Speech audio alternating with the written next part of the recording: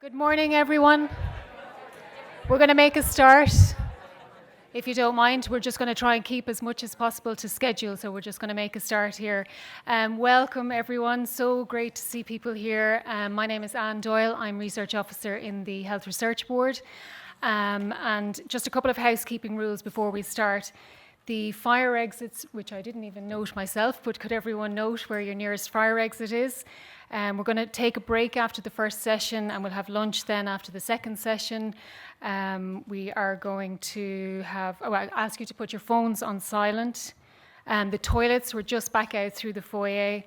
We're going to have a set of 3 presentations, and then we're going to have a panel session. So if you have any questions, can you keep them until that panel session? QR codes are on your table there with the program if you'd like to have a look. And we have posters presented in the foyer as well. So I'd ask you to have a look at the posters. There's some very interesting and just a synopsis of some work that's going on. So have a look at the posters that are out there.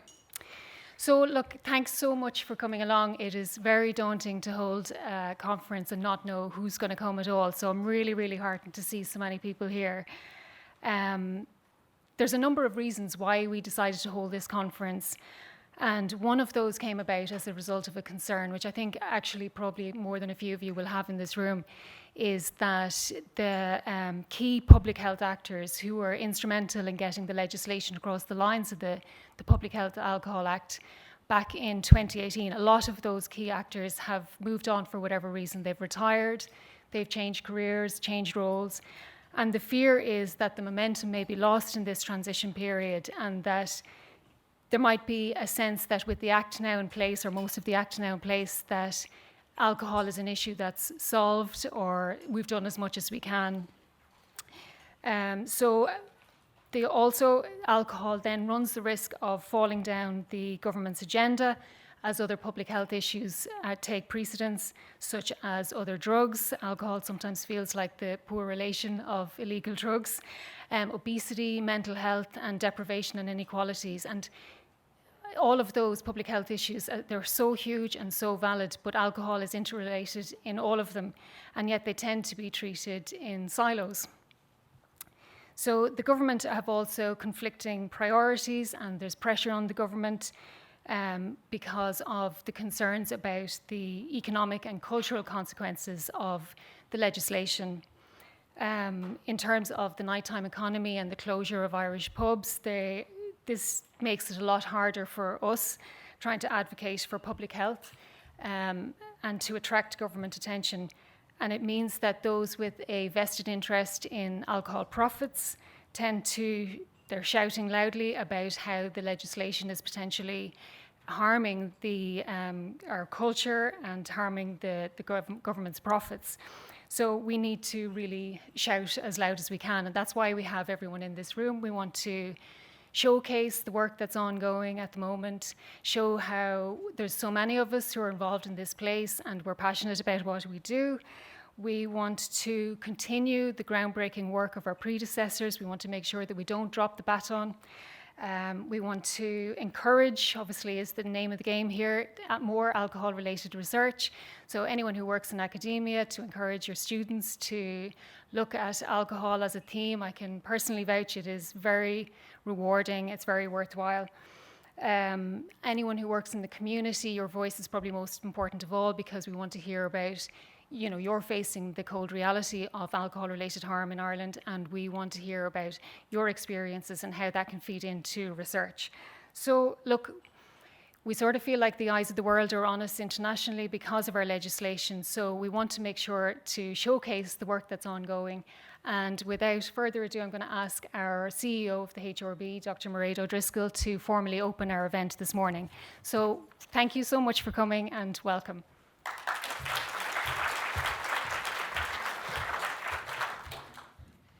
Well, good morning, everybody. It's a pleasure to be here. Thank you for joining us for the first HRB seminar that specifically addresses alcohol research and advancing alcohol research.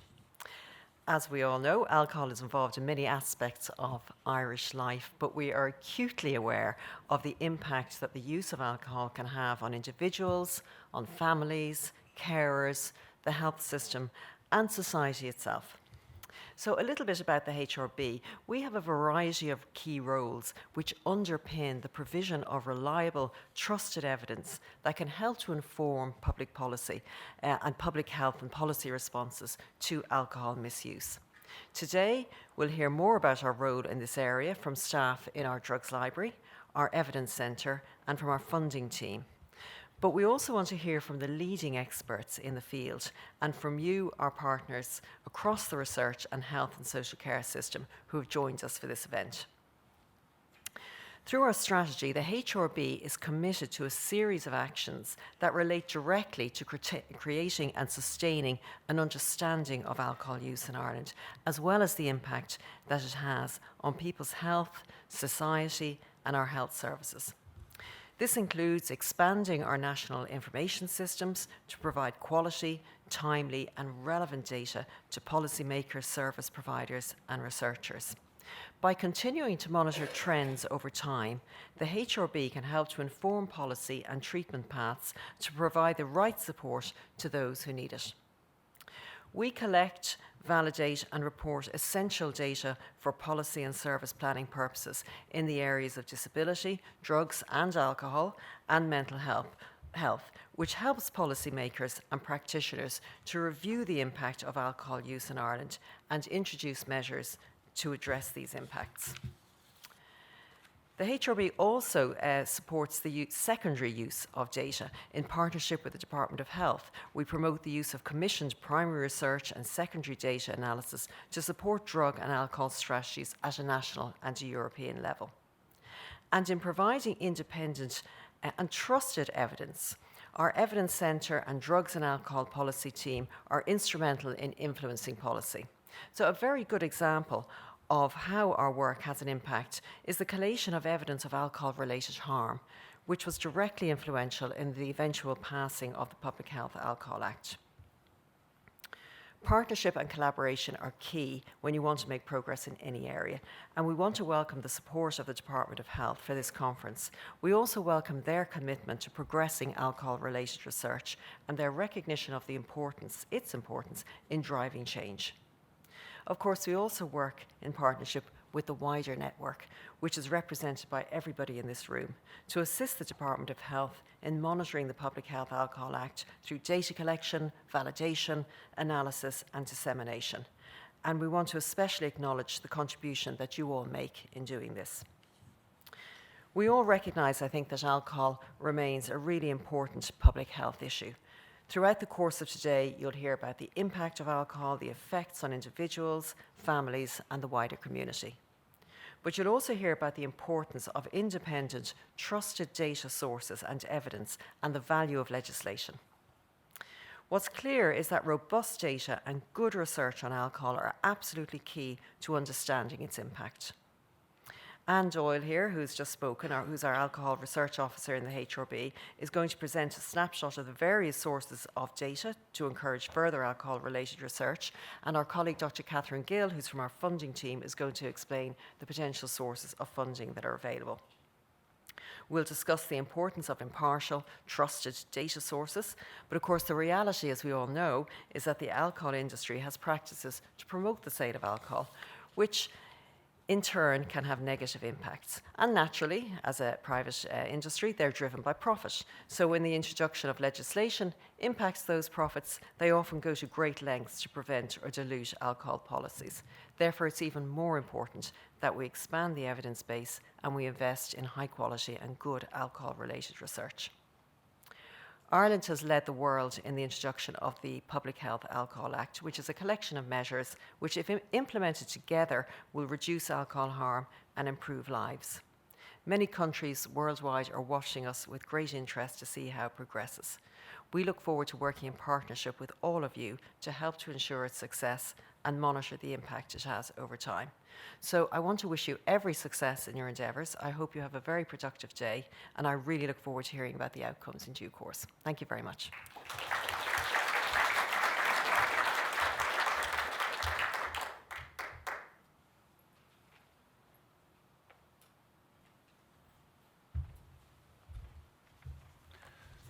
Thank you very much indeed, Anne, and also thank you very much, Mairead, for those present introductory words. And I'm Frank Murray. I am a liver doctor, and I've been involved in alcohol advocacy for the last 10 years. And I'd like to pay particular credit to the HRB and the Department of Health, because without their contributions, we wouldn't have had the Public Health Alcohol Bill. And perhaps we wouldn't be here talking about it today. But it's really important, I think, to recognise exactly what Mairead and Anne have said about the data from the HRB driving the implementation of the Public Health Alcohol Act. Because and I really think that data was of fundamentally importance. And of course, we should be responding to data and evidence. So I'm a liver doctor, and I, like John Ryan here, my colleague from Beaumont, and I'm an accidental tourist really in alcohol, because I'd go home at night and talk to my wife, and who's a public health doctor, and say, God, the terrible things we saw at work today, and dreadful, and the deaths from patients from liver failure, which is a very difficult death, and so many of them were due to alcohol. And my wife said, you know, Frank, she said, you're really wasting your time. You'd be much better off trying to reduce population level alcohol consumption. And that's how I got involved in it. And we were very much influenced by the HRB data in terms of what we advocated for. So I'm going to talk to you, I'm going to give a clinician's overview really of the alcohol harms in Ireland and just where I think we are at the moment. And I'm not going to deal much with the legislation, because I know Helen is going to do that in her presentation. And I called it Back to the Future because I think that we're stepping back a little bit with the Sale of Alcohol Bill, and it's important that we focus on that and other issues, other gaps in terms of alcohol policy in Ireland. So I've put up here what I think is a scorecard for Ireland in the global alcohol landscape. And I put in bold there the Public Health Alcohol Bill, because that's what, Public Health Alcohol Act, because that's what Ireland has done absolutely brilliant, as Mairead has outlined. So the 6 components in that, particularly minimum unit pricing and particularly alcohol cancer warning labels, are world leading, and along with Scotland for pricing, of course. And the labelling has really attracted a lot of attention, because it's true. And the question is not why are we having alcohol cancer labels, but why haven't we had them for so many years? Because we know what the consequences of alcohol are. So we have done brilliantly in that regard, but we have other shortcomings, and I've listed some of those there. These are kind of a personal view. Firstly, we're stepping backwards potentially with the Sale of Alcohol Bill. Thirdly, and this is an issue to me that I think is really important, is no one is responsible for alcohol sales and harms in Ireland. There's no road safety authority for alcohol, and there's no organisation responsible for alcohol harms. So when we failed, for instance, to meet our target of 9.1 grams of alcohol per capita per year in 2020, who do you go to see?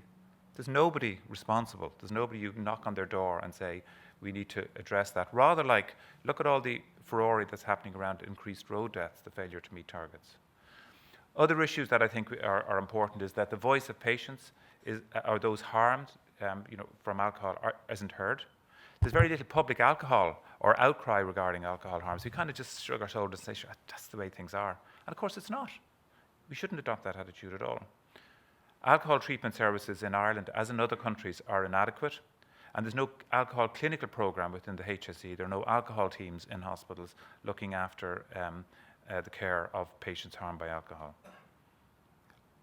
Irish low-risk alcohol guidelines are outmoded. They're not evidence-based. There's a terrible spectre, I think, of childhood drinking and drunkenness in Ireland, and the knock-on effects of drinking into young adulthood, and the knock-on effects into FASD, where Ireland is third highest in the world. So a lot of these things I think we really need to address as matters of urgency. Why is it such a problem?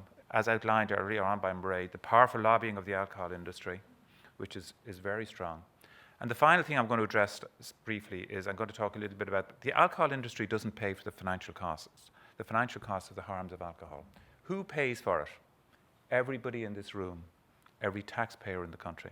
So we've got this ridiculous anomaly of the alcohol industry making vast profits and you and I picking up the costs of alcohol-related harms.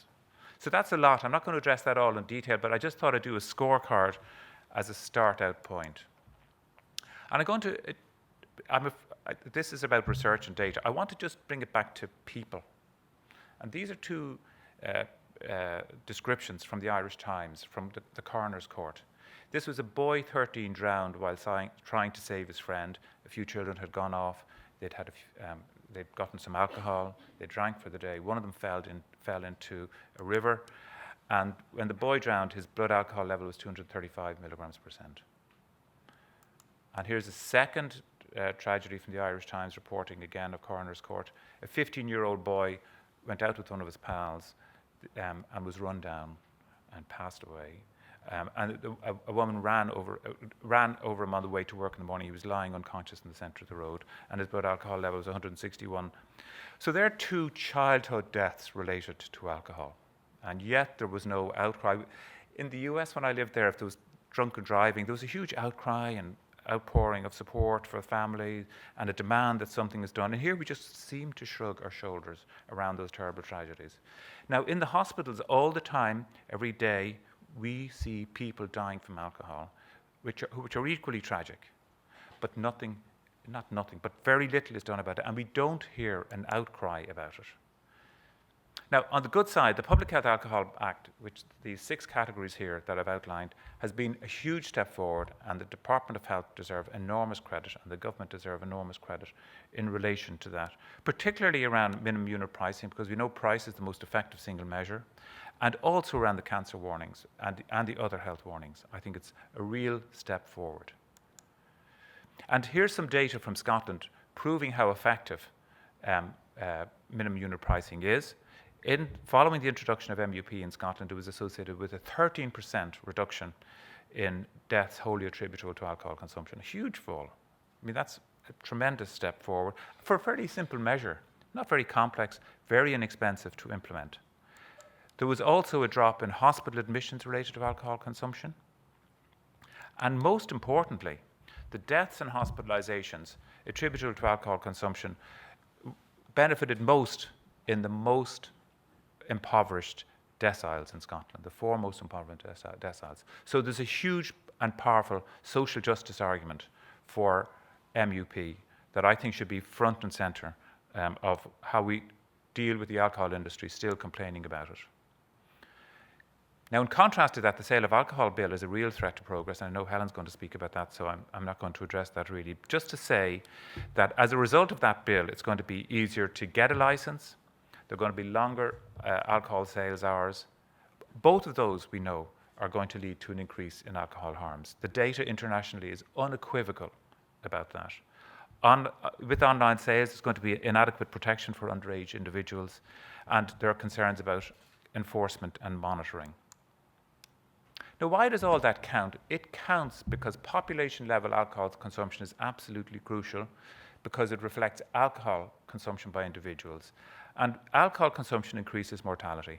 There is no health gain from alcohol. The idea that it is good for your health, that you should drink a glass of wine a day, that's not true. There is no overall benefit, because whatever cardiovascular benefit there may be is overwhelmed by the increased risk of cancers and the increased risk of diabetes. So we should not be talking about that at all. And if we look at the future years of life lost to alcohol, I think these figures are staggering. This is from the Lancet 4 or 5 years ago.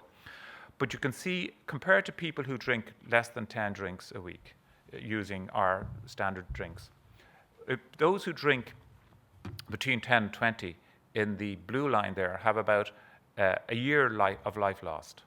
Those who drink between 20 and 35 drinks are in the red line, and they have about 2 years of life lost. That's a huge amount of life lost.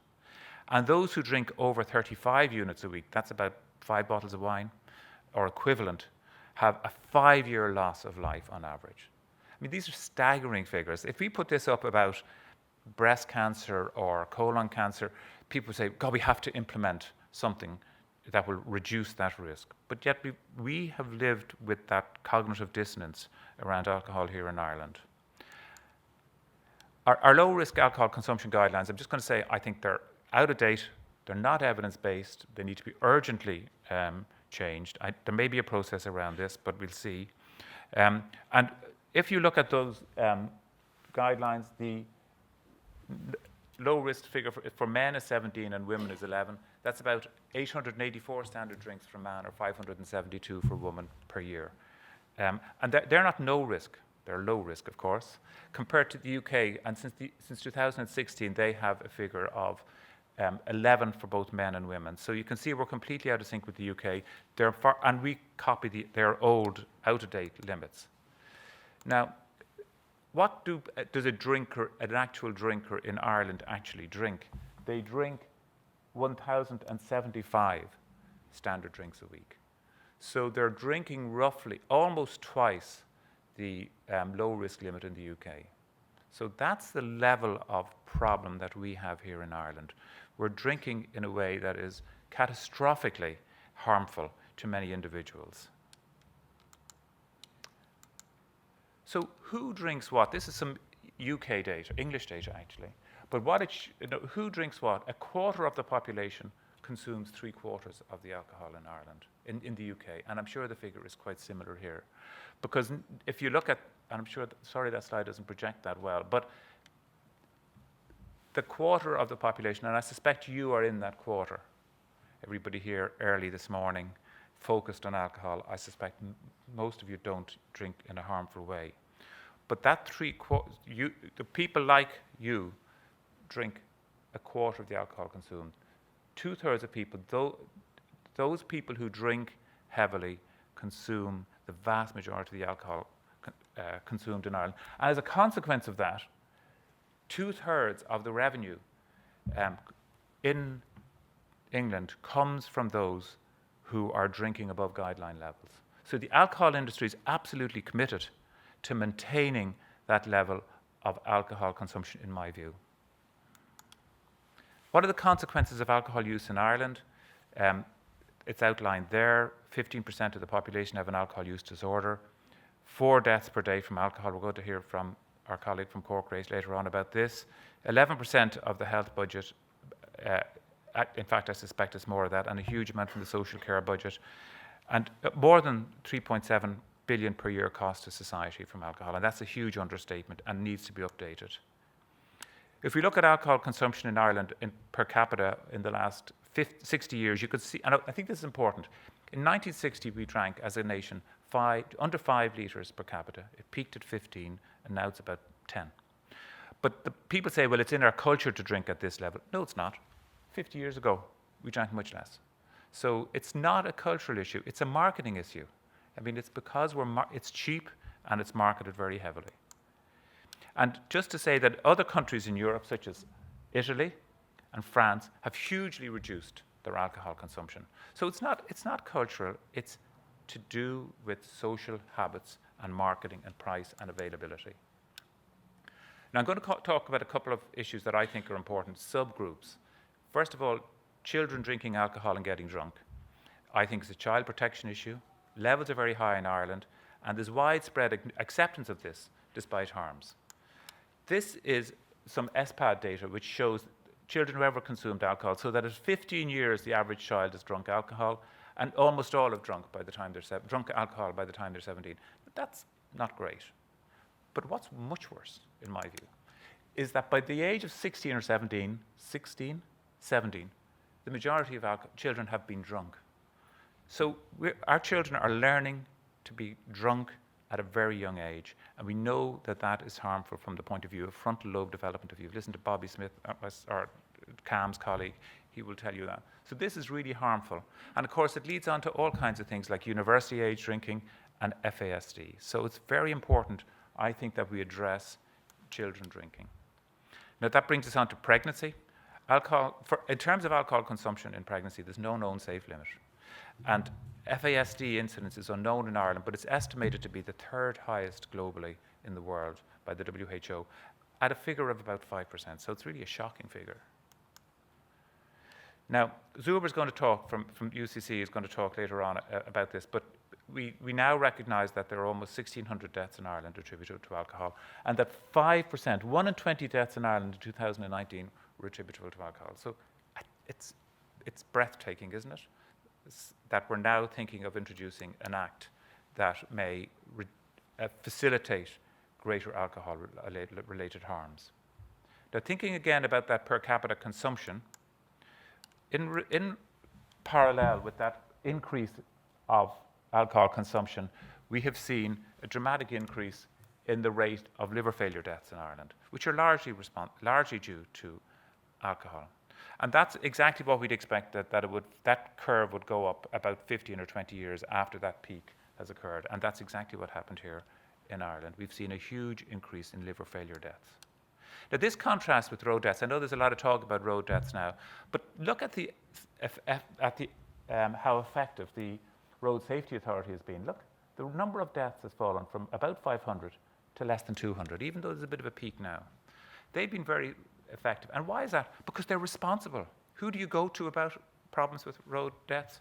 The Road Safety Authority. Who do you go to about problems with alcohol deaths? Nobody.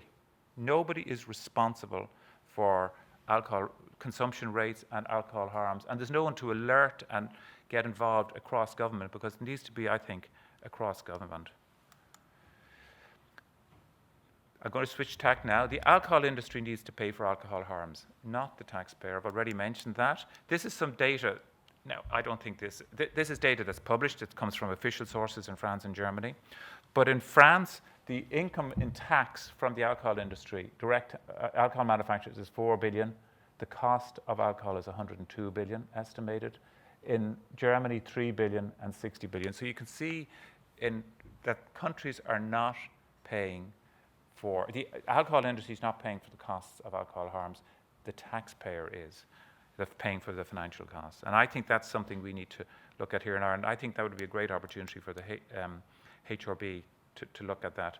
And the alcohol industry is doing very well, thank you. You know, there's this recent headline from the Irish Times, high spirits, Jameson sales up globally 10%.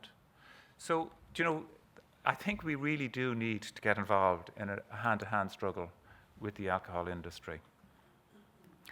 I'm going to just talk, before I finish, a little bit about evidence-based policies to reduce alcohol harms. There is a huge literature about effective policies to reduce alcohol harms, but they're not widely implemented internationally. Ireland actually, as I said at the start, is doing better than many other jurisdictions, although I think we could do better. And I think there's an implementation deficit disorder around alcohol evidence-based policies. So why isn't the evidence regarding alcohol harms converted into policy and practice? Well, number one reason for certain are the multinational alcohol companies who are lobbying and advertising very hard in relation to this. A second is the vested interests of the local industries. A third is our own ambivalence, because many people like us, and I include myself within this, we want to be able to consume alcohol.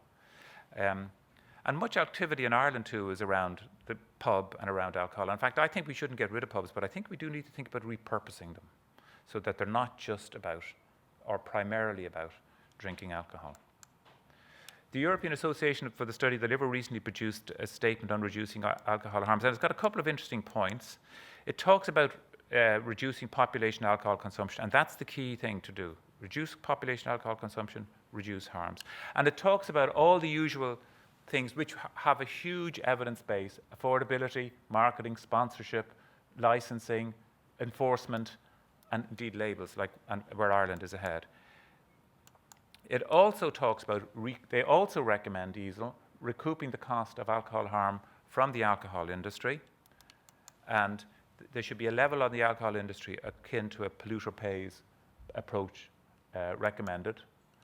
And importantly, it also recommends that all European countries implement a strategy to reduce alcohol level harms, and more importantly, has a robust mechanism and infrastructure for the implementation of these measures, like the Road Safety Authority, I would argue. And this should be established nationally to ensure effective coordination and independence from the industry itself. I believe there's a need to focus on the gap between evidence of effective implementation measures to reduce alcohol harms and the failure to implement them both nationally and internationally. So I would just leave you with this slide just to say, where do I think that we should consider going next in Ireland in terms of reducing alcohol harms? Well, first of all, I think we should consider a statutory authority to reduce alcohol harms, like the Road Safety Authority. I know I'm beating on about that like a broken record, but honestly, I think it's so important that we have something in place that will have a focus on reducing alcohol harms. I think we urgently need to break the link between alcohol and sport, which is dreadful here in Ireland. I think we need to focus on childhood drinking and drunkenness and indeed FASD. And I think we should levy the alcohol industry to pay for the downstream costs of alcohol. So thank you very much indeed.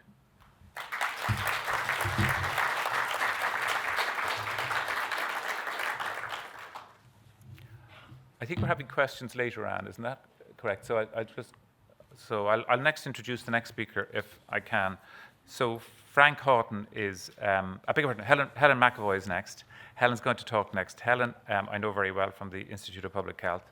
And she graduated from Trinity, and she has worked in both hospitals and in general practice. She's got an MD as part of her Master's in Health Promotion from NUI Galway, and she's been involved in a number of government programmes relating to ageing and older people and health inequalities, including alcohol, amongst many others.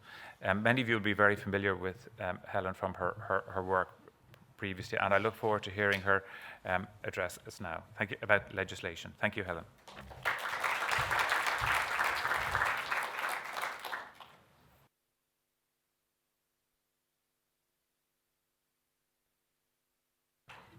Thanks very much for the invitation to be here today. I'd also like to echo what Frank had said about the work of the HRB, who have done not just work on a kind of ongoing, consistent basis in supporting measurement of data on alcohol use and harms, but also really came in when it was needed in terms of the research and evidence that we needed on public attitudes and support for measures at the time that the Public Health Alcohol Act came forward. So thank you very much to the HRB for the invitation to talk today.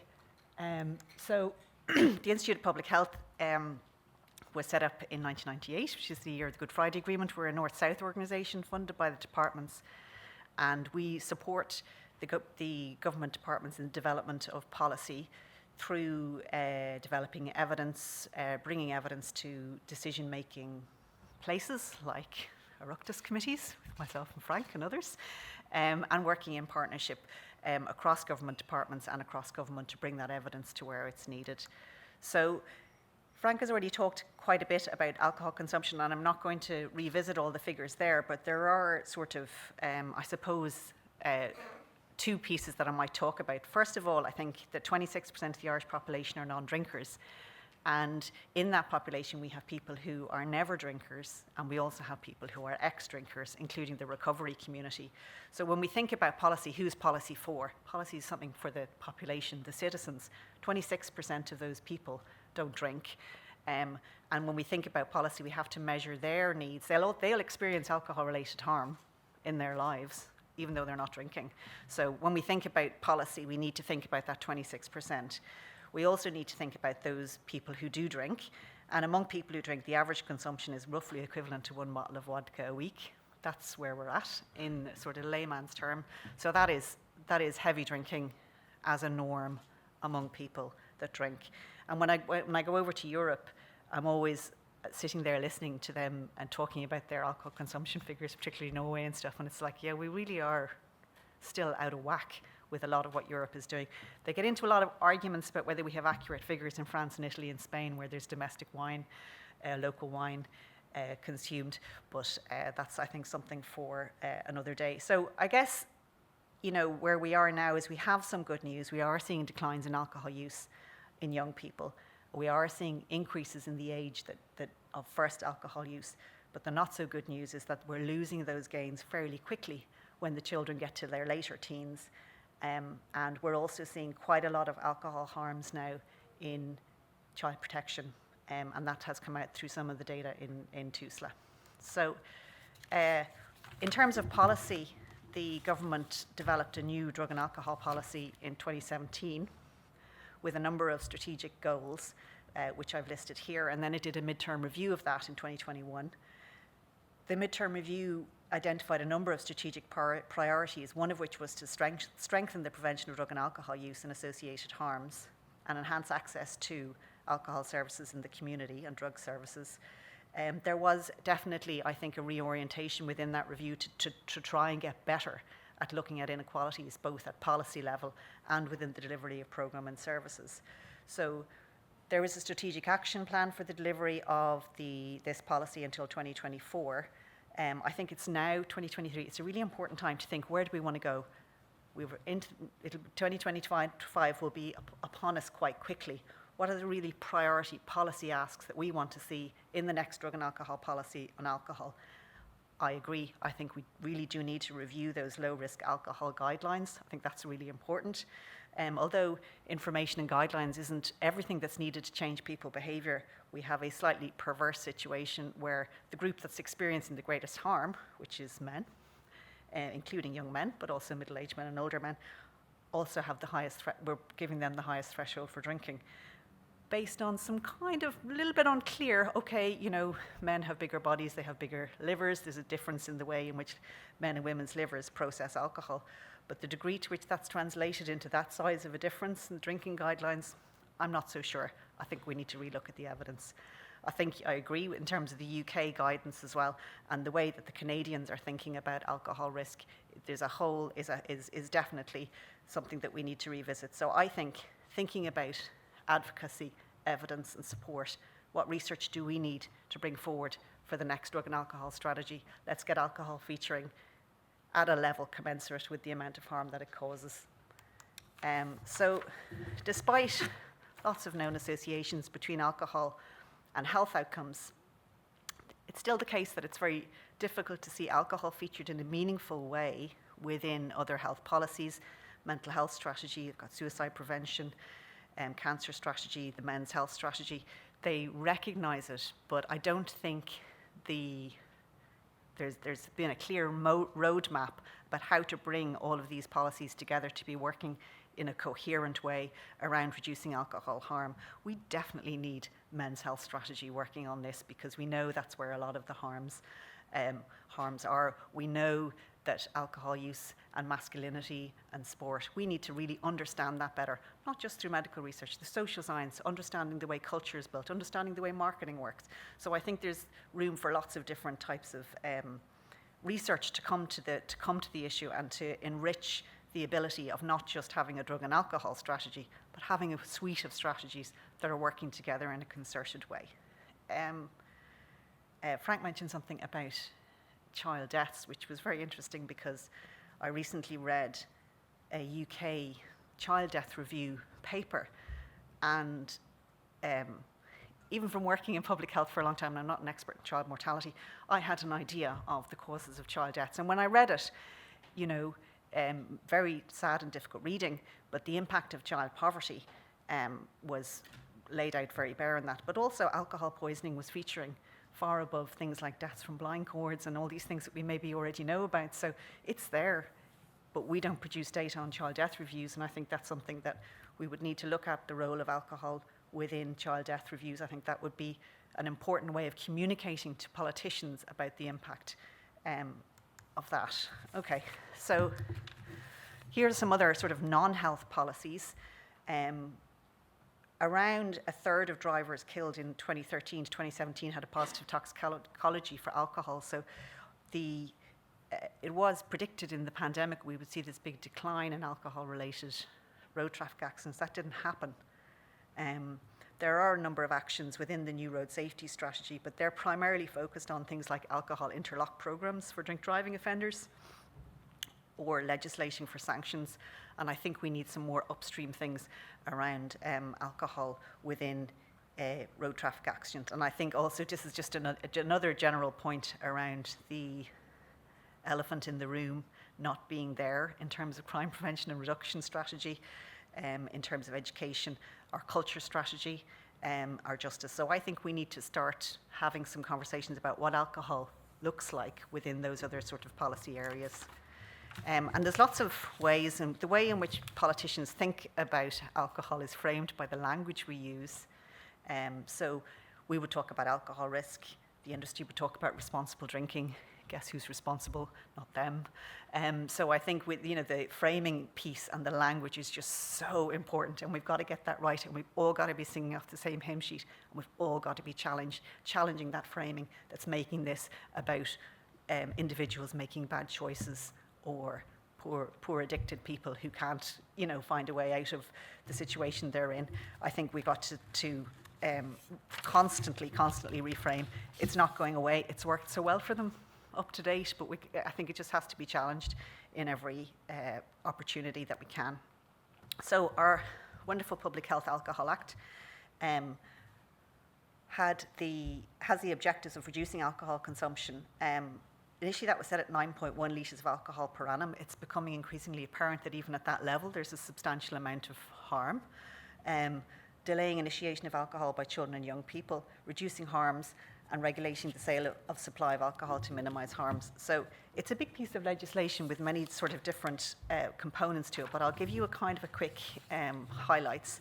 I guess it's sections 14, 17 and 20 in 2019 prohibited alcohol advertising on public service vehicles, stops and stations within 200 metres of schools, crashes and playgrounds, alcohol advertising in cinemas, and a prohibition on children's clothing. 2020 saw the introduction of structural separation in the retail stores. 2021 saw some regulation on promotions relating to price and the introduction of the measures on alcohol advertising and sponsorship at children's events. And Section 4 on application of a grant of a licence to notify the HSE, and I'll pick up on that a little bit when I talk about the sale of alcohol bill.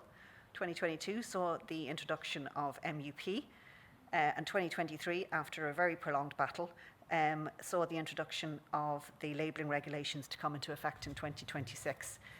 This is progress, but I can assure you it is very hard fought, and the measures of the bill have been opposed and challenged every inch of the way.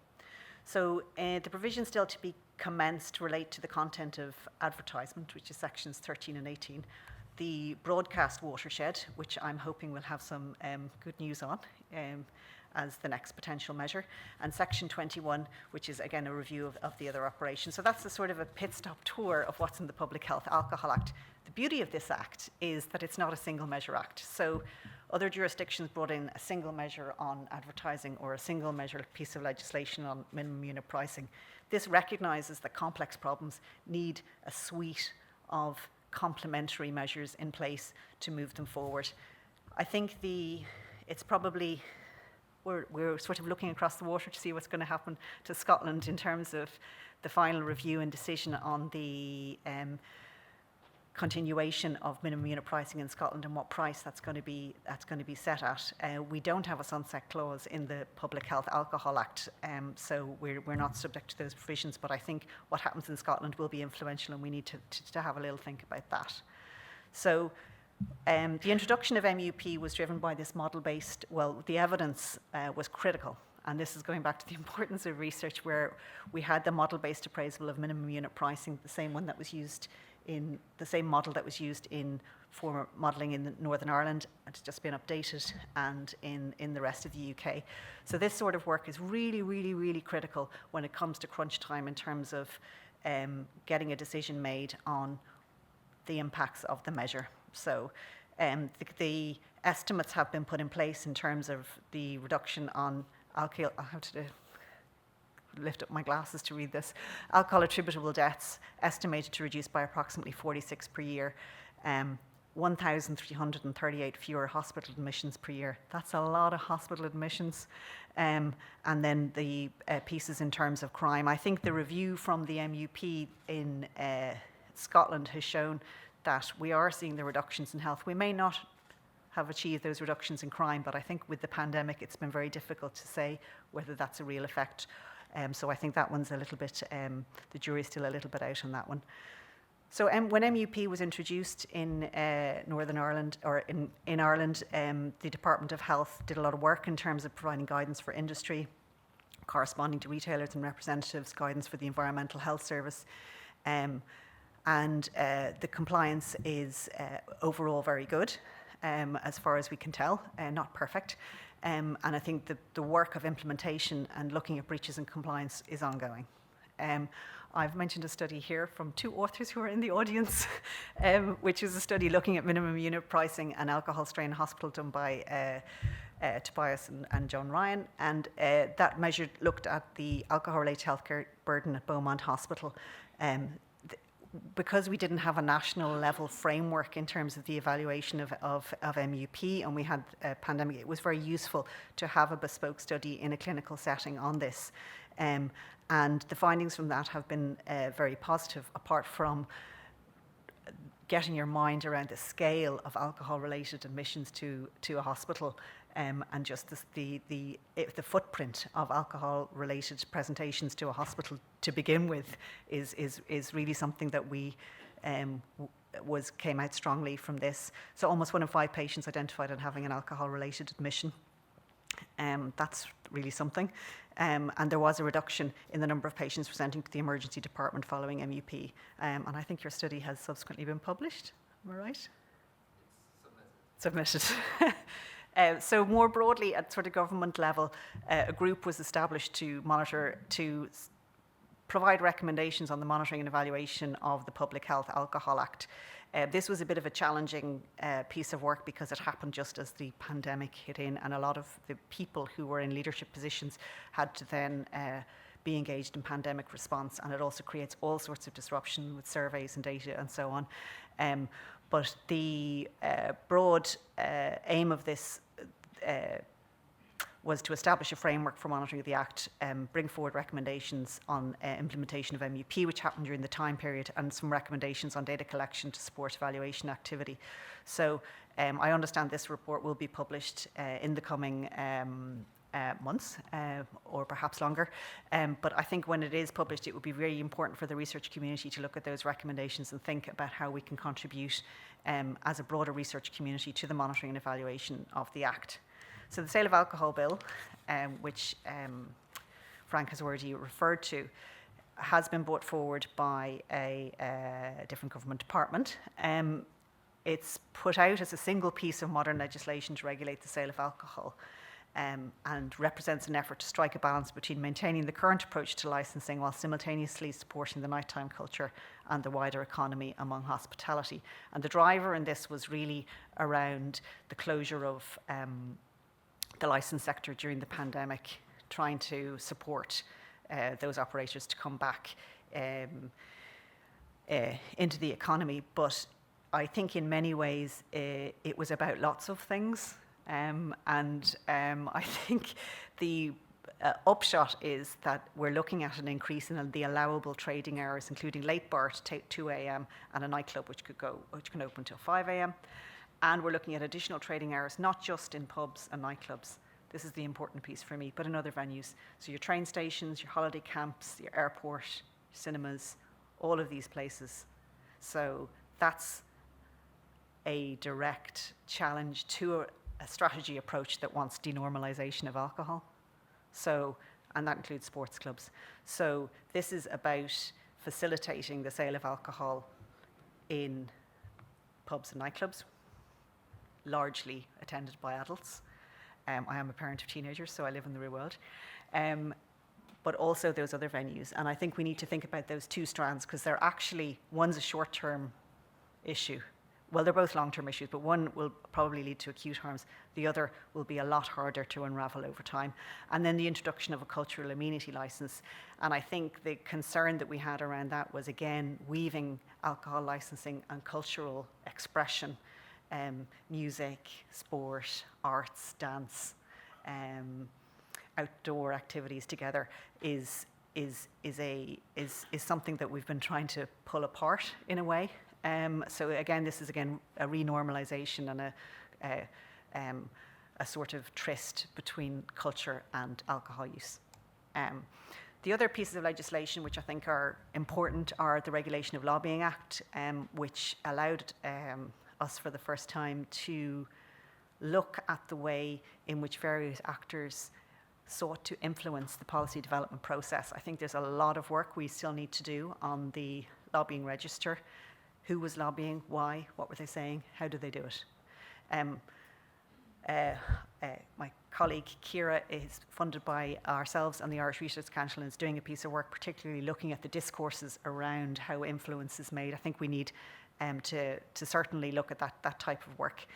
The Online Safety and Media Regulation Act and Comisiún na Man have made some commitments to include alcohol within a consideration of regulating online environments for children, and I think that's going to be really important. And the gambling regulation bill, which I have been heavily involved in, and I can tell you has a lot of similarities, will be really important. We know that alcohol use disorder and gambling issues travel together. It is no accident that the land-based betting shops are beside the pub. And when we look at gambling harms and we look at alcohol harms, the combination of gambling addiction and alcohol use creates a lot more difficulty for people in lots of different ways. So we have to get the gambling regulation bill over the line from my perspective, but we also need to make sure that every opportunity is taken to decouple gambling and alcohol within the two types of legislation. So in terms of where I see our strengths are, we have this fantastic comprehensive health-focused legislation, which other countries are jealous of. We really need it because our consumption figures are high. We have leadership and political commitment, however long that lasts, with the changes of in the political leadership or over time. I think the direction of travel that was taken in the Public Health Alcohol Act is just being reinforced all the time by new evidence. The evidence on alcohol and cancer, the evidence on low-level consumption not having a health protective effect, the evidence that's informing the Canadian work, the evidence from the Baltic countries. They introduced measures regulating availability. They not only saw a reduction in their alcohol-related mortality, they saw a reduction in their overall mortality for men. So that's how big impact these measures can have. We have a non-drinker population who I don't think we've fully mobilised. There are the never drinkers. There's also the ex-drinkers and those who are ex-drinkers and in a sort of prolonged recovery. We don't hear a lot from them in terms of where they see the policy going. I think we have some, and also the larger population of children and young people and in their early 20s who are not drinking. We have, I think, opportunities within these new pieces of legislation, Health Information Bill, Online Media Safety and Regulation Act, to insert alcohol within a wide range of legislation to get the best bang for the buck. And our challenges are, I think the COVID-19 disruption and legacy has meant that we didn't get a clean run at monitoring the impact of the legislation that's there. We have immature, and I'm being nice, data systems within our primary care, within our hospital system, within lots of ways to measure alcohol harm. We have this disparity in our alcohol risk guidelines. We have a real challenge maintaining a health-focused narrative and political discourse in media. We have misinformation to deal with. We have a problem of policy coherence in terms of where the sale of alcohol bill may have health impacts. And we are starting to see a sort of simplistic conflation with drug policy development. So, what about harm reduction? And what about, why are we trying to regulate these things when we're trying to deregulate other drugs and so on? And I think we need to make sure that when we're talking about those things, alcohol is very different from other drugs. And those different drugs, they all need to be looked at individually as well. They all act in different ways. They're consumed by different people in different ways at different times in their life. We have moving target implementation timelines because of the amount of challenge that have to go through in implementing the measures, and regulating market activity that is all the time changing, getting more sophisticated, more sexy here, there, everywhere is an ongoing challenge. And I think we still have a challenge with alcohol stigma and service engagement, where I see a lot more voice coming out now from the drug user community, talking about recovery, talking about asking for help. And I still think with alcohol, sometimes it's a slightly different stigma space to the drug use space.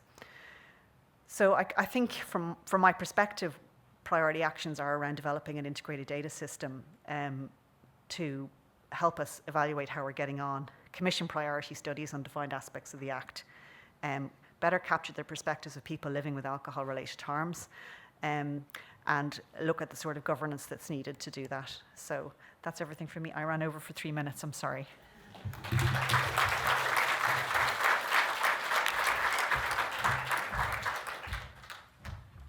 Well, thank you very much indeed for a great presentation there, outlining where we were and where we stand, Helen. Thank you very much indeed. I'd like next to invite our next speaker to the stage. It's Professor Frank Houghton, who is the Director of Social Service Connections at the Technological University of the Shannon. He's got an interest, special focus and research on geographic, social and behavioural dimensions of health, and is particularly interested in control of various harms, including alcohol. He has worked previously in Spokane in Washington, in New Zealand, and previously worked as Head of Research, Education and Development in Focus Ireland. So Frank, we look forward to your presentation here now. Thanks very much indeed.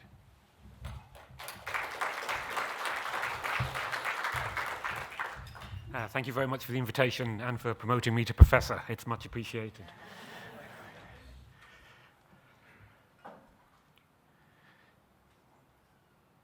Okay, so I'm here to talk about trying to ensure independent and trusted research. First of all, I think we need to be very aware of the power of the industry. We're talking $1.7 trillion turnover. This is the industry that, to some extent, we're trying to curtail. I think we need to be very cognizant of that, and particularly to remember not only, excuse me, is it a powerful industry, but alcohol, as we've heard, is a crucial determinant of health. And we can't approach it naively. I don't think we can talk about working in partnership. There is no working with this industry. We're dealing with a highly strategic, rhetorically sophisticated, and it's well organized in influencing national policy making. One thing that is interesting to think about is there's evidence that suggests that not only do we watch the industry, but the industry watches what we do as well. So that's sort of a sobering thought, I think. But what kind of things do we see around industry involvement? Well, their sponsorship of specific research funding organizations, direct financing of university-based scientists and centers, they're conducting their own studies through contract research centers, research conducted by trade organizations and the SAPROs, these social aspects, public relations organizations, the increasing use of those as a sort of proxy for the alcohol industry itself. And of course, they're always trying to influence public perceptions. And as I'll cover a little bit in a moment, the publication of scientific documents and particular journals that obviously support a particular approach and opinion, and the sponsorship of particular scientific conferences, etc. So these are some of the things that we need to watch out for. There's been, in a recent, I love this title, a review of reviews, some of the things that are of particular interest, I think, in relation to the topic that I was asked to cover here, this revolving door between sort of government or policy and industry is something we need to watch out for, particularly shaping the evidence base. And one which, is a distinct worry, infiltrating the public health scientific community, hiding the industry role in research, and that lovely bit of camouflage that the industry uses, corporate social responsibility. We have to remember that this industry is going to try and use science or bits of science as a political weapon in their activities. And we know from other environments that these sort of conflicts of interest in health research, they lead to biased research findings that favor particular commercial determinants of health against populations and patients, and that's something we need to remember. The alcohol industry is going to try and shape the agenda. It's going to try and dictate the research questions, and it's going to give certain groups more say than they would perhaps otherwise have. This is part of their tactics. The only good thing, I suppose, from one perspective, is that we know from Big Tobacco what their playbook is going to be. These are members of the tobacco industry standing up and lying in front of Congress about their knowledge of, does tobacco cause ill health? So we know the game plan. So I think in terms of trying to defend the integrity of research, we know what they're going to do. They're going to try and deflect and deny the research that we put forward. They're going to engage in misrepresentation. They're going to do their best to manufacture doubt. And as many of us are researchers, we know there's always areas of statistics or analysis that could have been done differently, could have been done better perhaps, and that's where they're going to focus. They're going to talk an awful lot about self-regulation, and I think I love the truism in public health, self-regulation is no regulation. That's always been my approach to it. And of course, they're going to look at personal responsibility rather than what they would probably term nanny statism. So we know what they're going to try and say. They're also going to want to focus on alcohol addiction, not population level health, alcohol consumption. They just want to focus on a very small minority. And these are the kind of things we need to watch out for. They're going to look to delay the implementation of almost anything we do and water down any policy recommendations that we come up with. And of course, another thing they're going to do is potentially, and this is where it links back to research more obviously, in terms of corporate social responsibility, they'd probably like to fund some of our research. I'm sure they would, particular parts of our research. And as I say, I always think of the corporate social responsibility angle that these firms put forward just as camouflage. I don't believe it's anything else. We see it in gambling, we see it in alcohol, we've seen it in tobacco. I'll just talk through 2 or 3 examples just to sort of illustrate some of the things that I think we need to watch out for. So you don't often see the title used, but this, the MAC-15 trial, was a trial some of you may have heard about. It was, in the US, you have the National Institutes of Health, an absolutely massive health funding organization. It breaks into all different divisions. One of them is the National Institute on Alcohol Abuse and Alcoholism. And I think this is where we need to be wary. Researchers, to some extent, if you want to progress, and status, pay, tenure, all of these things, you need to both usually bring money in and you need to publish. I'm lucky I work in the IoT sector. Doesn't matter if I ever publish or never publish. So we don't have a promotional structure, another issue. But anyway, these folks in the NIAAA, they actually courted the alcohol industry. They went to them, even rather than the other way around. The industry were willing to put up, I think it was $66.7 million, to ask very specific questions. The questions was basically, to some extent, can we prove that moderate drinking isn't harmful? Okay. The NIAA themselves put up about 33 million. In the analysis, these 5 industry players, as you can see the logos there, actually got to fine-tune the questions, the investigators, and even in there, because sort of Freedom of Information Act, a lot of this stuff came out, even started having discussions about who the future head of the NIAAA should be. That is the level of influence that they were working towards.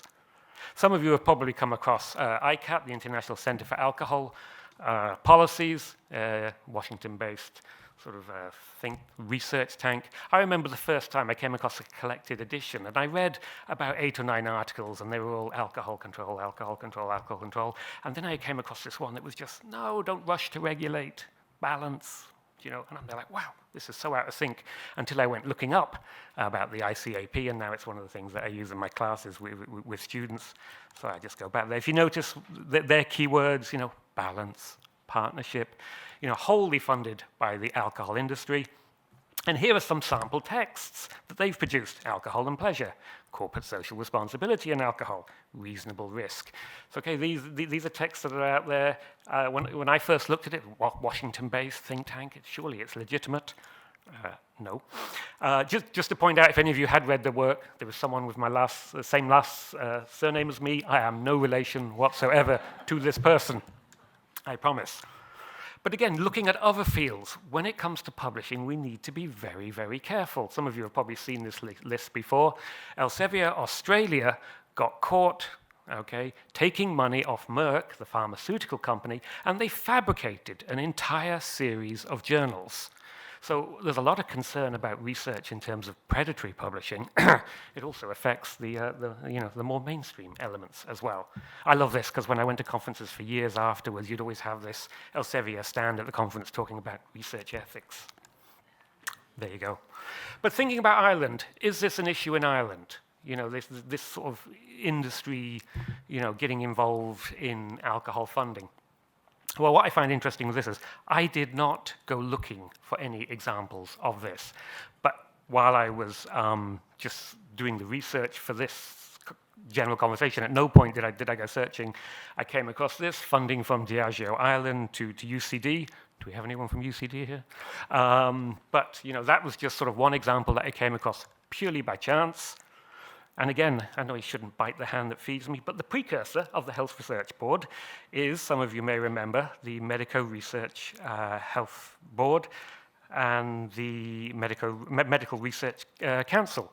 They amalgamated in 1986, and I first started working in public health almost 10 years later, and I'd see these old reports sitting around on the shelves. Okay, but if you actually take a look, I came across this by accident because I was looking at tobacco funding of research in Ireland, and me and my daughter are working on this project at the moment, when lo and behold, I also noticed that Guinness had been funding this same organization, and it's something, I don't know, slightly bizarre. It doesn't seem quite real when you see the acknowledgements of a medical research funding, a medical sort of research group, and it lists Guinness, the Irish Tobacco Manufacturers Advisory Committee, and the Irish Cancer Society on the one page. And this isn't a one-off. We're basically looking at all, I don't know how many there are, 1940 or onwards, basically. So what's my approach? Well, there are specific frameworks that give guidance around this. You know, you can have partnership arrangements, policy statements around conflicts of interest, ethical analysis, or blanket prohibitions. Unfortunately, the first one of those, the partnership arrangements, probably one of the most famous in the world in the field of alcohol, is probably what's known as the Dublin Principles, which is a little embarrassing. But you can kind of see what that's about when you see it talks about industry self-regulation and individual responsibility. And you'll notice that not only was the National College of Industrial Relations involved in that, but also ICAP as well, which we've kind of already discussed. For me, industry involvement is untenable. It was mentioned earlier. We're basically talking the Pareto principle. 81% of alcohol off-trade revenue is generated by 25% of the population drinking above the guidelines. From my perspective, there is no working with this industry. I love this recent development. I really admire it. I think it's literally, you know, we are not involved with the alcohol industry. I wish that my own sort of college and colleges like mine could go in for it, but the Institutes of Technology, or technological universities as they're now called, you know, we teach basically hotel and catering and that end of thing, the whole hospitality sector. So I do view, you know, my organization potentially adopting something like this as extremely difficult, unfortunately.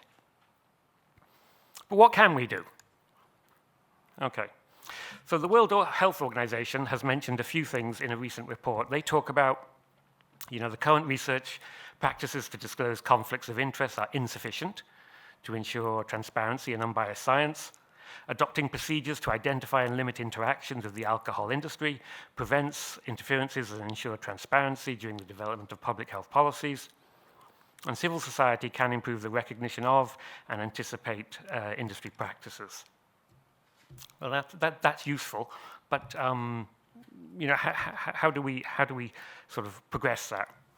I think it's very important that we don't work with the industry just as a blanket thing. I think it gives legitimacy to the industry. I think it from sort of colleges and that, they gain a certain amount of status and prestige.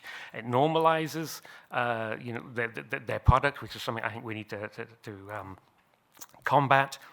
And as well as that, we need to make sure that all researchers are aware of the reputational risk that that is incumbent on working with this industry. I think we also need to constantly be aware.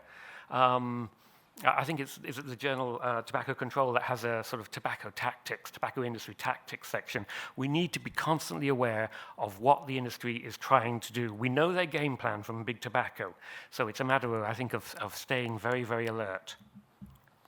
I think we also need to be realistic. Some researchers will inevitably, you know, be lured by the funds. So maybe we need to look at purpose, you know, ring-fenced alternative sources of finance. I was quite interested in the new gambling bill that's coming forward, which I have huge issues with. But there is an element in there supposedly around, you know, ring-fence funding for research. Now, in any such situation, we cannot have the industry involved in those decisions. But I do think that alternative funding mechanisms need to be developed.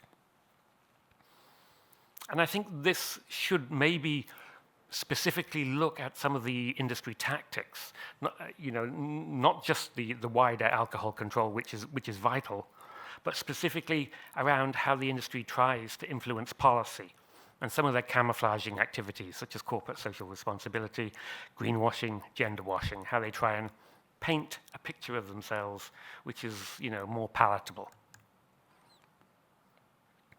Do we need to see an expansion of the lobbying register? Now, I don't know if the SFI, the IRC, or the HRB are covered by this, but if they're not, should they be? I think that's something we need to seriously consider, and not in a once-off capacity. I sit on the NREC, the Medical Devices National Research Ethics Committee, and I know, a couple of weeks ago I had to fill out my annual declaration. So again, I think this needs to be an ongoing thing when you have this kind of oversight. Now, something which I was not overly comfortable with, but I remember attending, actually I think it was here in this building, an ACORN event, the Alcohol Research Network event, and there was a vetting procedure, and I'm like, gosh, am I comfortable with that? But looking at industry tactics, I think, yeah, I am, even if I shouldn't be, I am. I mentioned this revolving door before around government and regulator and industry, how people can move between them. I know there's been discussions in Ireland about this before, and senior civil servants being, quite, resistant to this. But that's fine. They can be resistant to this, so maybe, we can't actually stop it. But what we can do is simply say that, no, basically agents of those departments can deal with anyone who has previously worked in civil government, for a number of years previously. So there are ways to get around this. Conflict of interest forms, I think we need to look at those. I think they can be improved. I tend to, my interests are very diverse, more like a scattergun than any logical approach. So I tend to publish across sort of public health, geography, and library studies, my latest interest. Because you work within different disciplines, you see very different conflict of interest statements. I think this one that was developed by the International Committee of Medical Journal Editors is better than most, but it's way beyond anything in sort of geography, and that would include sort of health geography, those kind of journals as standard. But even that doesn't include sort of friends and family. And here's a notorious statement from our illustrious former Taoiseach, where he talks about, having a few successful bets and then putting the money into his daughter's account. This was a quote from the Mahon Tribunal, some of you may remember. Thank you, Bertie. Okay, so then we have, but there are some opportunities. We currently have the National Open Research Forum, okay, the open access element of that, and they're looking at developing a national, basically open access database. And I think potentially that sort of new development from the ground up while it's being built could have sort of a strong focus on being resistant and being very clear on conflict of interest principles. I think that's an easy sort of win to some extent. I note that the HRB has a policy on researchers funded by the tobacco industry. Is there an alcohol equivalent? I couldn't find it online if there is. And I understand the reasons why potentially it hasn't been there historically. But if you look at some of the arguments on the HRB website about why they have a particular tobacco one, it's things like tobacco use is always dangerous. Well, I think we now know that alcohol use is always dangerous. It's carcinogenic. The scale of the risk is far greater. Well, I think we're getting better insights into the state of the risk. So that's something else that could potentially... and a lot of agencies have policies around funding. If you're currently funding, or if you've recently funded, if you're a researcher and if you're currently taking money from the tobacco industry, if you've taken money from the tobacco industry in the last 3 years. But I wonder, should we move towards a position where it's if you've ever been funded by these agencies, which are not necessarily popular, but another thing, the HRB, in most elements of academia, in terms of hiring, tenure, retention, promotion, all that kind of thing, publications are important. At the moment, there is a HRB open access, open research publication opportunity, publishing platform, which I think is really, really excellent. But it's only open if you've previously been funded by the HRB. And I can understand these logistical restraints, but I wonder, should that be open to maybe the commercial determinants of health, anyone in Ireland who's publishing around tobacco, alcohol, gambling, fast food, because that would, again, allow researchers to do what you might call, less industry-influenced research.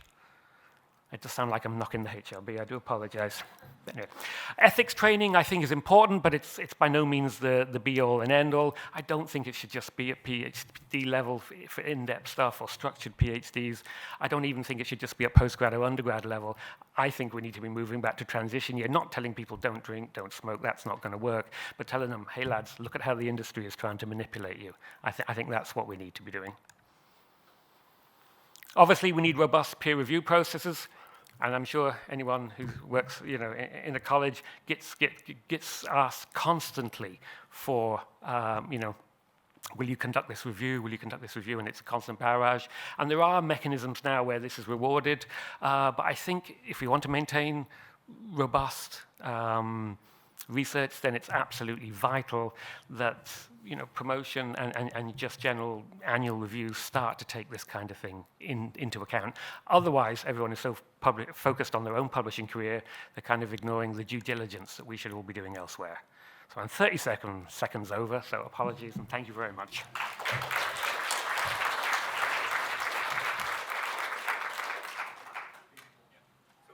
Thanks very much indeed, Frank. And I'll ask our previous speakers if they'd be kind enough to come to the stage for a panel discussion. And we would welcome your questions from the floor. There are going to be some roving mics there too, just there at the back. So if anybody's got any questions or points they'd like to ask about, please feel free. While we're waiting, I might ask Helen, do you think, Helen, it's going to be possible to influence the sale of alcohol bill to try, I know there's going to be a health-based review through the Oireachtas as a result of the Oireachtas committee. Do you think that that's likely to have much consequence, or do you think we're stuck with it pretty much in the form that it's in? I don't know, I think would be my honest answer. I think given the concerns for the department at the moment in terms of the recent concerns around street crime and street violence are maybe causing a rethink around some of that, and obviously the road safety issues as well. So it's I honestly don't know, but I think we have to keep up the work of staying on top of the evidence. I think when they introduced this in Australia, they had to pull back and they modified the measure so that you couldn't sell high strength alcohol in those extended hours. There were certain areas, only in certain areas could you have the extended licensing provision. So I think once the bill has started its process, it could be constantly put on the long finger, but it may be possible to bring further amendments in the next stage. But I'm not aware of the schedule for it re-entering into the legislative process. It's an I don't know answer. Sorry. Okay, thank you. Mary Mahoney here near the front. And perhaps I'll just ask you all to introduce yourselves, if you don't mind, please. Mary Mahoney, Public Health Doctor, Cork. Just Helen, you're talking about some of the benefits of the Public Health Alcohol Act, and particularly relating to the marketing. And I noticed a poster outside, and it was looking at a survey as to people perceiving advertising. And, it's been curbed in transport, but in fact, and they were saying, after the year or two, people were still reporting having seen quite a bit of alcohol marketing. So we have this whole issue of alibi marketing, where, our transport is still covered with, the same recognisable alcohol products, except with 0% alcohol written on them. Have you any comment on what we should be trying to do about that? I guess where there's a will, there's a way in terms of trying to occupy the marketing space. I think those things, I think we can expect that the efforts that the industry make to market their brand, irrespective of the product, whether it's a 0% or a regular product, will continue, and I think they'll continue to pursue that aggressively. I'm not sure whether the degree to which the legislation can keep pace with those sorts of attempts is a little unclear. I wouldn't be expert enough to give you an opinion on that. But the lady behind you might.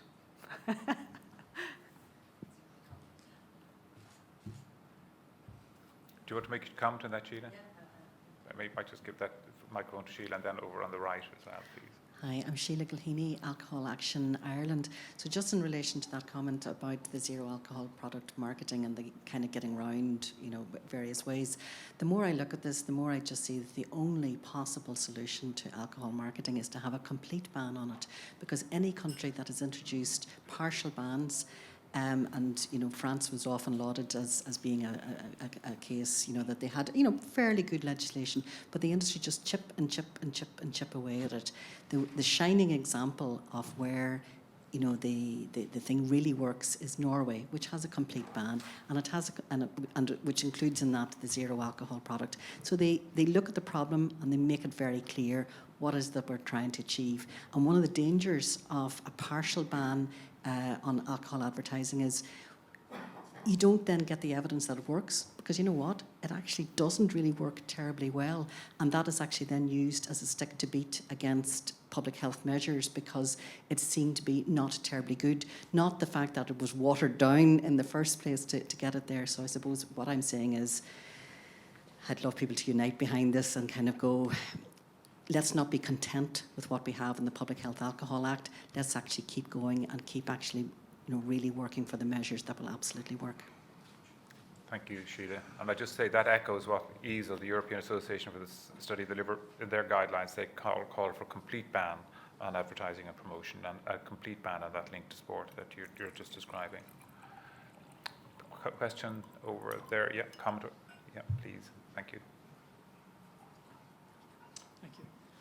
Sean Darcy from Kildare Drug and Alcohol Task Force. I don't want to be contrarian, but politics has been mentioned, and Helen, you in your one of your slides you mentioned political commitment, and Frank, you mentioned Department of Health, but and without their support, the sale of alcohol bill wouldn't have been born. But I just wonder about the commitment, the political commitment from the Taoiseach, from the Minister for Justice, from the Oireachtas Committee on Justice. How dedicated and how committed are they? And Frank, you mentioned the Road Safety Authority, or the Alcohol Safety Authority, as it should be in the future. Why don't we have these kinds of things at the very heart of government? What is wrong that we are, I'm not saying incapable of getting their commitment and support, but what needs to be done to try and get this serious problem right in front of government? I know there are many things, but nevertheless, some sectors of our society, like road safety, are able to achieve that. So, my question is very much, what can we do in terms of political persuasion? Thank you. Well, I might just address a little bit of that, if I can. I mean, one of the issues about road deaths is they're very visible. 4 people die or 3 people die in an incident or accident. And it's very visible, and it dominates the media, as we see. Those tragedies dominate the media for several days. In sharp contrast to that, the vast majority of alcohol deaths are quiet.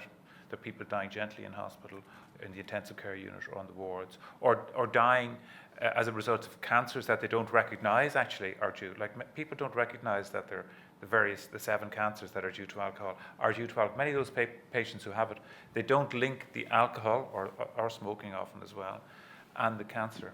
So there isn't the same level of outcry, and I think that's been a very big factor in why we haven't got a response to alcohol deaths like we have had to road deaths, and as we see now. And if you look at the Road Safety Authority, what's very powerful about that is it's across government departments, it's not one department. So the Public Health Alcohol Bill came out of the Department of Health. The Sale of Alcohol Act, the Public Health Alcohol Act came out of the Department of Health. The Sale of Alcohol Bill is coming out of the Department of Justice. So there's no link between those at all. And I think that's a consequence of not having a central office or authority who are responsible and authorised to act in relation to that. I don't know why we are where we are. I mean, I think I could speculate lots of reasons why we are where we are. I think the alcohol industry's got a huge influence on legislation. But I think we need to focus on how can we make these things happen into the near future and middle distance future. And so I would be arguing we should be lobbying and advocating, and Alcohol Action Ireland, and Chile's been very much to the front of this, has been advocating around, for instance, an alcohol office in relation to having some sort of coordination around reducing alcohol harms. So I think, what can we here do? Well, one of the things that we can do, I think, is approach our TDs, our public representatives, and say, we're asking you to get involved, to be aware of what the issues are, and to become involved in these issues when they arise within the Oireachtas. And we'd ask you to go forward and drive these agendas during Oireachtas. Before the Public Health Alcohol Act, I contacted all our TDs, for instance, and said, I'd like to meet you and talk to you about the Public Health Alcohol Act because I think it's very important. And I think, your TDs will think you're important because of your vote and your family's votes. So it's the small thing that I think we can do. I think we also need to lobby and advocate as organisations as well. Niamh and then Deborah, I think, and a question here. Yeah, please. Thanks, Niamh Fitzgerald, the University of Stirling. I've got a question for Frank, but maybe for the others as well. I was wondering whether alcohol research needs to better distinguish harms that emerge from on-sales versus off-sales. So I was struck by your comment about pricing being the best mechanism, but the pricing doesn't really affect pubs at the moment, and pubs are a very sort of held in great affection and kind of a very powerful lobby group. So should we be worrying more about home drinking, and what can research do to kind of distinguish those two, or is that the wrong way to go? It's a good question, Niamh, and I don't know the answer to that. I mean, there's been such a trend now, such a move from pub drinking to home drinking. So, I mean, proportionately, we know the consumption of alcohol is going up dramatically at home, and the harms associated with it.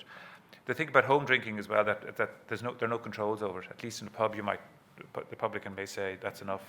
But at home, there are no controls, and people are closer to their families, and domestic violence and TUSLA and all those things that go with it. But truthfully, I don't know the answer, but I think it is a good question to ask. Yeah, I think the marketing strategy is ultimately every occasion a drinking occasion. And that's the direction that is most profitable and driven by those who have some of that profit to gain. So I think that is not just one setting for drinking. It is drinking at home, it is drinking in a pub or a nightclub, it's drinking in the hotel, it's drinking in the spa, it's drinking when you get your hair done, it's drinking in the sports club. It's drinking when you go to the cinema. So I think that's a very profitable strategy for the industry to pursue, to make every occasion a drinking occasion. And I think it's difficult then from a policy perspective, because you have to start thinking about all of these different settings, which sometimes sit under different pieces of legislation, so I think it is a challenge to know, should we be focusing more on the drinking at home, or should we be focusing more on those other things? But I think in reality you have to kind of try and cover the complexity of the lot, but I think we probably underestimate the overall impact of the drinking at home piece. And that's much harder to think about to move forward with the solutions in that space, because I think they're much more on the marketing denormalisation space than they are in the obviously licensing errors and things like that. So I don't know. One of the things I would just say is, when you hear the alcohol industry bemoaning the death of the pub, they've killed the pub with cheap drink being set in supermarkets and off licenses and all sorts of shops and garages and all the rest. So the threatened demise of the pub is driven by the alcohol industry. It's not driven by drinkers, I'd argue. I think Deborah was next. Two brief questions. We've only a couple of minutes, please, and thank you. I just want to say, I suppose I'm thinking about perhaps the influence of, could task forces get together as well and sort of try to lobby something? Because when I think of, there's pubs on campuses, I know that's not a popular thing to say, but where is their place for that? And I know when I was at the airport not so long ago, there was a bar tap in Burger King. And I was quite shocked about that. Like, I was like, why is that there? So I just wonder if there's something in us lobbying collectively or some type of mechanism for which we can push these things and make them more visible to people and not have it, as say, as an acceptable cultural thing. And the more I think people know the dangers of it, and the more you do that, the more I'd like to think people's conscience come into it, and you start driving that maybe we need to change what we're doing as a country.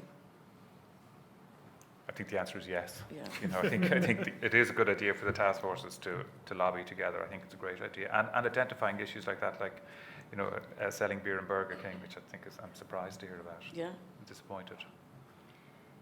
Yeah, I saw the taps in Burger King as well, but they seem to be also able to sell from very early in the morning. Yeah, like first thing in the morning. But I mean, again, to me, that's a place where you take children. Why is that even there? There's already a pub in the. I mean, there's already a pub in the airport. I can't believe that that's there and hasn't been challenged. You know, that kind of way. Yeah, but you can order it on the. Yeah, I mean that's outrageous, really, when you think of it. Like, I'm sure there's some age verification that you have to. I'm sure, yes. But it's on the screen that you would look The at. touch you know, screen, so, I thought yeah. that was- And they're massive, big taps. Like they're huge, as they saw. I mean, they're not just small. Yeah. They're very obvious, sitting right in the middle of the counter in Burger King. I thought that was fascinating when I saw it. Okay, So, I'm going to say thank you. We've one last question here, because otherwise this platform is going to open up on me. And Mairead wants to say a word then. Yes, thank you. So, thank you, Helen and Frank. Most interesting. I'm Catherine Comiskey from Trinity College, Dublin, and I'm also a member of the National Oversight Committee for the Drug Strategy. And what strikes me, possibly, because you talk about how can we move forward, it was really important that both of you get your voices heard on the next development of the strategy. And I was also thinking of the task forces and alcohol. Alcohol was added to the task forces without major funding. Alcohol was suggested for the new EU drugs agency, and they didn't want it because, again, the amount of funding wasn't there. So it's really important in terms of you say, what can we do? What you can do is get on the next strategy team and get your voices heard, because I don't know a lot of what you were saying there, Frank. And Helen, I know your work over years and it's excellent. So that's what I would advise. We need to get alcohol. Even the drug policy unit is called the drug policy unit. And the strategy is being developed now through the Citizens' Assembly on drugs, which isn't addressing necessarily alcohol. So I would suggest we do that. Thank you. Great talks. thank you very much indeed. And then a final comment from Mairead, who's hosting us here today. Mairead O'Driscoll. Thanks very much. Yeah, thanks. I know I was going to say I'm suitably chastened by Frank's comments, but in our defence, I think it's probably very old. That I don't think you'd see that now. But you're absolutely right to draw our attention to the fact that we don't actually have the policy that you referred to, which is that we don't fund people who are in receipt of funding from the tobacco industry. And as far as I know, I stand to be corrected by my colleagues, but as far as I know, we don't have a similar one for alcohol. But I just want to reassure, we will make a commitment today, right now, to look at that, so to take away something positive from your comments. Thanks very much. But we're always keen to improve. Okay.